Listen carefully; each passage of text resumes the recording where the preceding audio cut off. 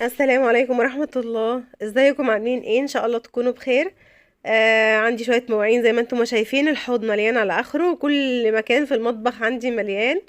هوريكم دلوقتي في الغسالة الجميلة اللي انتم شايفينها قدامكم دي انا قد ايه يعني خلصت المطبخ بسرعة، يعني بسرعة كبيرة جدا. وهوريكم دلوقتي قد ايه الغسالة بتاعتي دي الحلوة بتاعتي دي اللي ما اقدرش استغنى عنها. بتشيل حاجات قد ايه. يعني انا قبل النوم كده بالليل دايما ادخل المطبخ وارص فيها كل حاجتي، هتشوفوا ما شاء الله بتشيل كمية كتيرة جدا. الغسالة دي يعني لو عندك مع الافراد الكتيرة في البيت او العيلة، يعني هي عايزة عيلة كبيرة وكده هتنفعك قوي. لو اخر اليوم طبعا بتحطي فيها كوباياتك واطباقك والحلتين اللي بتستخدميهم ولا حاجة، المطبخ معاكي بيبقى زي الفل وتمام جدا وبيخلص معاكي في الشتاء والبرد ده، ما بتاخديش وقت خالص في المطبخ. فيا دوب انا هرص معاكم الكوبايات دي وطبعا هرص الاطباق وهرص الحاجات اللي عندي وان كانت حله ولا حاجه. بس اتبقى معايا بس حلتين هما اللي موجوش في الغساله، وطبعا دي كانت مواعين اليوم بتاعتي. انا اخر اليوم قبل ما بنام وكده فبملاها زي ما انتم ما شايفين وبسيبها هي، يعني بتخلص بقى هي مع نفسها وتزمر لي، خلاص اعرف ان هي خلصت. فجميله جدا جدا، كانك كده بتعملي تلقيمه الغساله الاوتوماتيك كده ومريحه دماغك، والغسيل بيطلع معاكي مغسول وزي الفل. يا دوب بس تنشريه، انا بالنسبه لي بس برصهم في اماكنهم تاني بس نضاف وزي الفل ومليانين لمعه وجمال جدا. اما الغساله دي فعلا يا بنات انا ما ندمتش خالص ان انا جبتها، مهمه جدا فعلا في البيت للي يقدر طبعا يشتريها، لان هي يعني في منها ماركات بتبقى سعرها غالي وكده. الماركه دي اسمها اريستون. ارسطون دي انا جبتها اللي هي 14 فرد، يعني ساعات بيبقى فيه 15 وفيه 14. انا جبتها طبعا على حسب الافراد اللي بيبقى عندك في البيت وعلى حسب احتياجاتك انت يعني في الاخر. زي ما انتم ما شايفين كده انا حطيت دلوقتي اطباق اهو. مش اي اطباق بلاستيك يا بنات او اي كوبايات بلاستيك هي اللي تتحط في الغسالة دي. انا قبل كده حطيت ازايز وحاجات ما كانتش يعني ينفع ان هي تخش الغساله دي، لان خدوا بالكم البلاستيك والحاجات اللي بتتحط جوه الغساله والميلامين والكلام ده بيتعرض لدرجه بخار شديده جدا وميه سخنه غاليه بتغلي كتيره جدا. بصوا الحركه اللي انا بوريها لكم دي، ما ينفعش تلبسي الطبقين في بعض، لازم تخلي فيه فراغ ما بين الاطباق علشان البخار والميه السخنه طبعا اللي بتغسل وتنضف وكده، لازم يكون في مساحه ان انت تدخلي فيها الميه بالصابون علشان الطبق ينضف. انا قبل كده دخلتهم ويعني كنت اول مره استخدمها، فلبسوا في بعض طلعت الاطباق متوسخه. فطبعا دي ملحوظه يعني مهمه جدا ان انت توسعي كل حاجه بحيث الميه تخش من الرشاشات بتاعه الغساله وكده، بحيث الحاجه تطلع نظيفه ما تبقيش ضيعتي المسحوق على الفاضي. فهي هو الحله زي ما انتم ما شايفين، والغطا ما شاء الله منه تيفال وكده، اللي هو الحاجات الجرانيت اللي طالعه الجديده والتيفال والسيراميك والكلام ده ينفع يدخل الغساله عادي. فانا زي ما انتم ما شايفين كده كانت الحله دي اللي انا استخدمتها.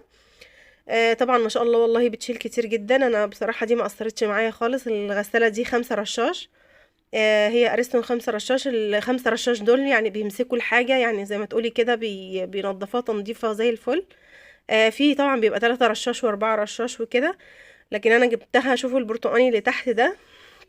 دي بيبقى رشاشين تحت، ورشاشين و3 رشاشات فوق. فطبعا الرشاشات دي بتبقى مهمة جدا في التنظيف، كل ما يزيد عدد الرشاشات كل ما يعني تطلع لك الحاجة بنظافة احلى واحلى.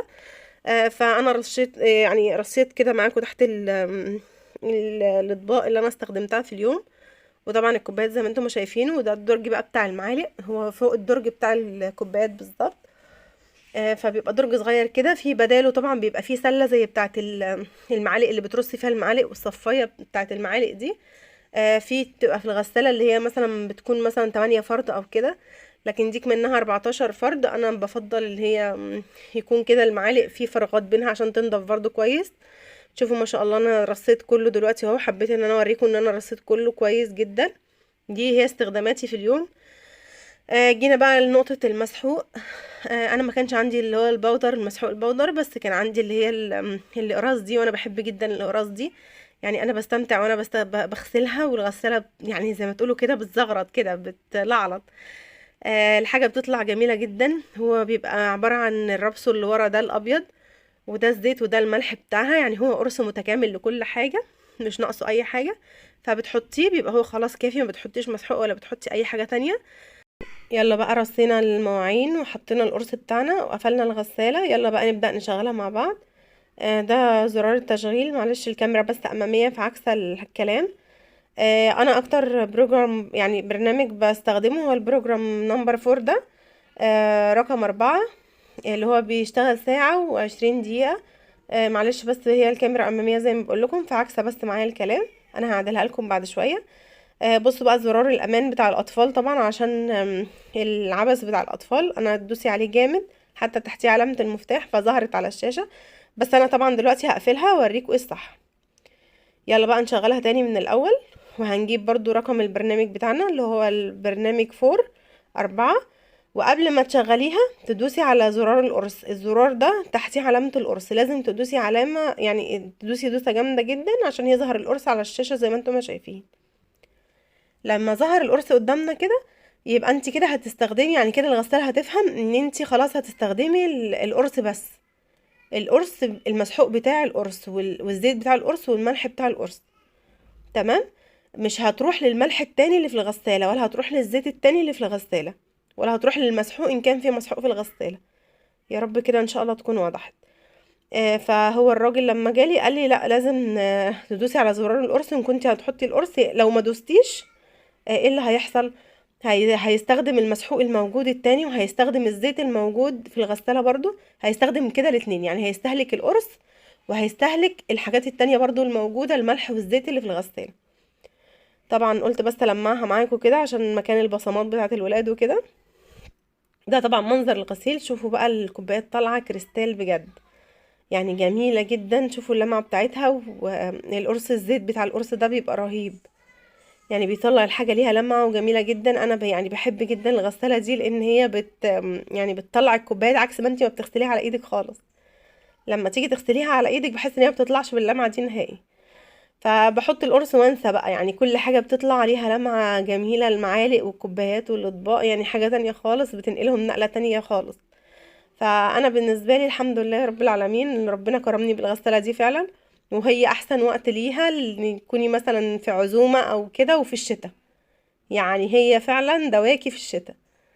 وقفة المطبخ والواحد بيخاف يحط صباعه بس تحت المية، فهي فعلا انقاذ في الشتاء، جميلة جدا للي يقدر طبعا يجيبها، لان في على فكرة اسعار في منها يعني احجام قليلة باسعار كويسة جدا يا بنات.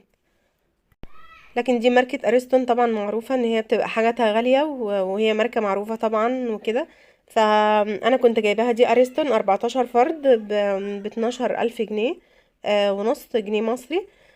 فطبعا بس انا بقول هي كمان في حاجات على فكرة ب6 وب7 وبتبقى كويسة جدا، ماركات تانية اللي هي البيكو والكلام ده. حاجات على فكرة وناس بتشكر فيها. يعني وبرضو 14 فرد و15 فرد فيها برضو نفس المميزات، فجميلة جدا بجد. انا ايه اللي خلاني اجيب اريستون؟ اللي هي يعني طبعا غير ان هي ماركة معروفة وكده، الرشاشات. انا عجبني في الغسالة دي ان هي فيها كمية رشاشات كتيرة جدا، فتعرف تمسك الحاجة الموجودة من فوق ومن تحت ومن كل الاتجاهات، يعني تعرف تشطفها كويس وتنضفها كويس. فطبعا دي كانت اكبر ميزة ان انا جبت اريستون والغسالة دي بالذات يعني. وده اللي خلاني ادفع فيها المبلغ اللي انا قلت لكم عليه ده. يعني انا فعلا ما ندمتش بجد.